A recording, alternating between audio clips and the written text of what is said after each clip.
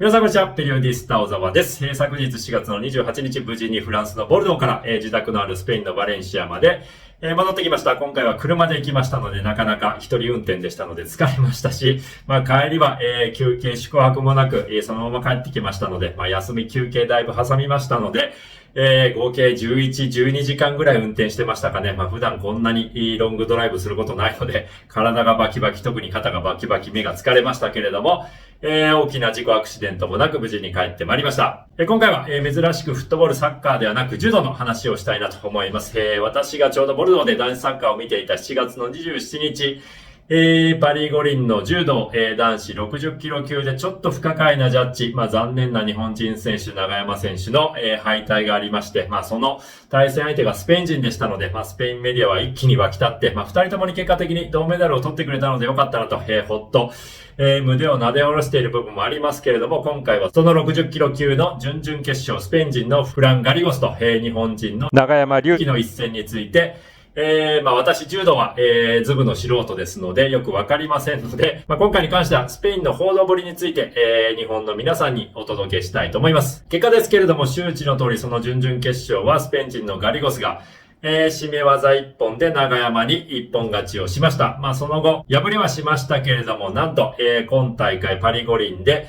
スペイン人初となりますメダルを獲得しましたので、昨日の7月28日日曜日のスペインのスポーツ紙の、一面はガリゴス一色となっておりました。このようになっております。スペイン柔道界にとっても今回のメダルは悲願のメダルということで、2000年のシドニー五輪で女子の、柔道家が金メダルを取って以降24年間、メダルからは遠ざかっていたスペイン柔道界でしたので、ようやくガリゴスがやってくれたということで、大きく、スペインスポーツ界全体が柔道界のみならず沸き立っていますし、これでスペイン全体が、今回のパリ五輪で92年の、自国開催バルセロナ五輪を上回るメダル数を取るぞと、一気に流れに乗っているところなんですけれども、ただ、我々日本人からするとこの勝利非常にジャッジが不可解で遺恨の残るものとなってしまいましたし、すでに残念ながら SNS では誹謗中傷合戦になっていますし、スペインのメディアも日本から、ガリゴスに対して、脅迫が届いているみたいな、嫌な、見出し記事が、かなり踊っております。素人の私が見ても、主審が待てを宣告して、その後5、6秒締め続けたガリゴス。本人は、試合直後の記者会見でも聞かれて、歓声が大きかった。プラス、選手なので試合に集中していたので、待ての、主審のね、宣告聞こえませんでしたということを明かしていましたし、ちょうど本日、スペイン国内でパリ五輪を中継配信している公営放送の RTV の、パリの特設スタジオに呼ばれて、その日本人柔道家との因縁の、一戦、勝利についてどう思いますかと、聞かれて改めて、待ての宣告は、聞こえませんでしたと、繰り返し説明弁明をしておりましたけれども、もちろん室内で、監声があるので、相当大きな、ボルテージがあって聞こえない可能性はあるものの、あれだけ、主審が近い距離にいて、柔道家ですから待てと言われて、それが聞こえないということは、考えられるかなと、個人的には疑問符が浮かんでおります。当然ながら、永山選手は待てと宣告されましたので、締め技に耐えていて、これで、ようやくほどけると、なりましたので、そこでふっと力を抜いてしまって、それによって、力を抜いてしまったからこそ、その後ね、キュッと締められて5、6秒で失神落ちてしまったのかなと想像しますけれども、そうなると普通に考えて、ガリゴスの反則負けじゃないかというのが我々日本人の誰もが思う考え相違じゃないかと思いますけれども、当然試合直後は永山選手その敗戦を受け入れることができずにガリゴスの握手を拒否し、そのままね、ガリゴスが去っても畳の上に残って、なかなか去らないので会場の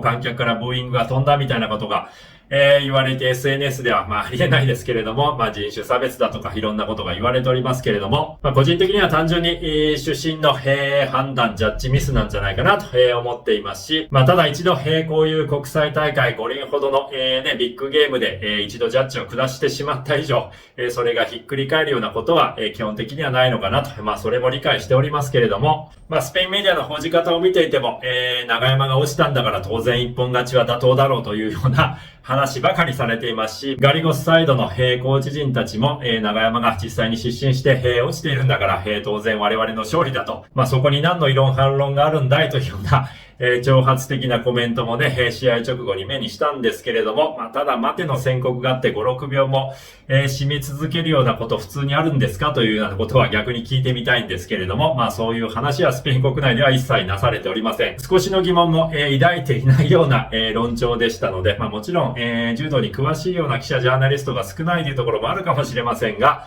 ちょっと日本人からするとスペインメディアの報じ方もいかがなものかなと。そういう報じ方をせずに一方的に日本から脅迫されたとか、いろんな誹謗中傷がガリゴスに届いてるみたいな、被害者面をね、一方的に並べるような、記事が目立っているので、そうなると対立しか生まれないなと、思っておりますので、その辺はスペインメディアの問題でもあるのかなというふうに私は見ております。ただこの動画で、伝えたいのは、誹謗中傷をね、助長するような煽るような、見解を述べることではありませんので、この一件について先ほど、長山選手も、自身の SNS のアカウント上で、このような声明文を出しております。まずはガリゴス選手に対しての誹謗中傷は控えてくださいとはっきりと、まずはメッセージを出した上で、敗戦後に抗議をして悪事に応じなかったところは素直に申し訳なく思っていますと、自分の非を認めておりますので、少なくともスペインメディアから負けを知らない日本人柔道家みたいなことでね、逆に批判されてましたけど、全くそんなことはありませんと。この声明文を一言一句漏らさずに正確にスペイン語訳してくださいというふうに言いたいですけれども、本人が一番納得のいかない不可解なジャッジによって敗戦してしまいましたけれども、こういった形で、数日経ったとはいえ、非を認めて、公に、自分のね、過ちを認め、そしてガリゴス選手のことを気遣って誹謗中傷をやめてくださいと、メッセージを発することができるわけですから、最終的に私は、銅メダルではありましたけれども、長山隆二選手は、金メダルに値する、本当に勝利に値する、今回のパリ五輪だったんじゃないかなと思いますし、ああいう負けを喫した直後に、敗者復活戦に回って、そこから勝ち上がって銅メダルを、しっかりと獲得してしまうところのメンタルタフネス、リバウンドメンタリティ、そこをまずは褒めたたいたいですし、そういうところが私自身は一番グッときました。順調に金メダルを取る以上に今回は長山選手の言動行動に個人的には勇敢な戦いに心打たれたなと本当に思いましたので、今回は特別にね、普段柔道のことなんて全く取材もしてませんし、皆さんとほぼ、同じレベルで素人なんですけれども、本当に一言言いたいので、長山選手素晴らしかったです。ありがとうございますと。そういう姿を見せてくれるところが、オリンピックのようなスポーツ最高峰の、国際大会だと思いますし、長山選手が、一番願っていた金メダルというね、結果は得られなかったかもしれませんが、我々の心に、パリ五輪での長山選手の勇敢な戦い、タフにもがいた、姿、本当にそれは永遠に記録として刻まれると思いますし、これから私自身は、記録していきたいなというふうに思います。長山選手のような柔軟家精神を、見習って生きていきたいなと本当に思いました。この場を借りてお礼申し上げます。無知します。グラシアス。本当にありがとうございました。素晴らしかったです。スペインに帰ってきて、パリ五輪を見てるんですけれども、やはり、日本と全く、中継される、放映される、競技が違うので、また新鮮ですよね。スペイン人が活躍するような、もちろん競技をスペイン国内では、放送中継していますので、やはりいいところ変われば、同じオリンピックであっても、見どころやね、フォーカスする、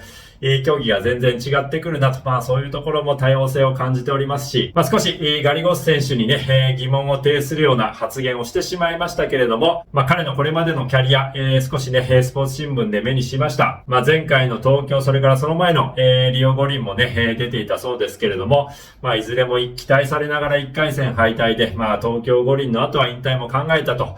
いうぐらいにね、少し2ヶ月間全く、練習もできなかったぐらい、気落ちしてしまったと。そういうところから立ち上がって、這い上がって、ここまで来たので、スペインスポーツ界、柔道界の一線に立ってみると、ガリゴス選手の、ここまでの奮闘、ここまでの頑張り、そして銅メダル獲得にも当然ながら拍手をね、送りたいなというふうに思います。五輪以外の世界大会はね、勝って、世界ランキングでも上位に位置しているスペイン柔道界きっての柔道家ですので、今後のキャリアにも、期待したいなと思いますし、くれぐれも、この動画をね、見た後には、ガリゴス選手に対しての誹謗中傷は、やめましょう。本当にね、そういうことは、100がやって一理なしですから、全くいいことありませんので。ということで、今回もご視聴いただきありがとうございました。また次の動画でお会いしましょう。ワサラプロキシマ。